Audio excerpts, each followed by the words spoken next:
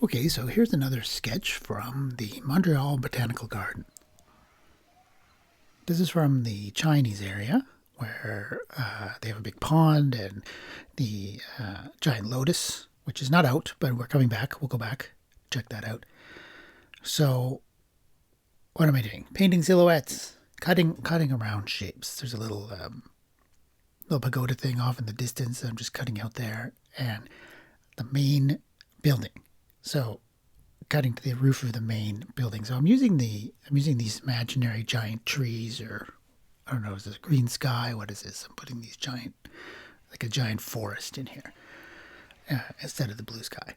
But the idea is to cut the silhouette shape of the house there, structure, and the wall by trapping the overhead light between the sky and the ground. I sometimes call this thing three big shapes. The subject, the sky, and the ground are kind of the three big shapes. And everything in the subject is joined together into a fused shape. Everything in the sky is one fused shape, right? So, yeah, that's my sort of approach to cutting these silhouettes. So I actually did this one.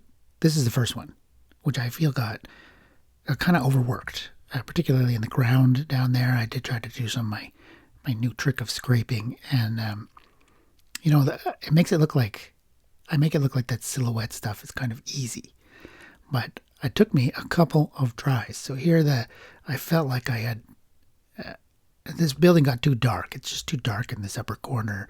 The upper edge of the building there is not articulated well enough, and I'm thinking I want some light here on the building, and it's too dark when you put in the silhouette.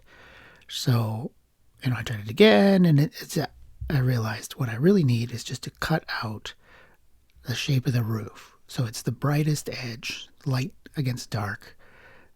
The white of the reflecting upper surface is trapped against the sky. Yeah, a perfect silhouette.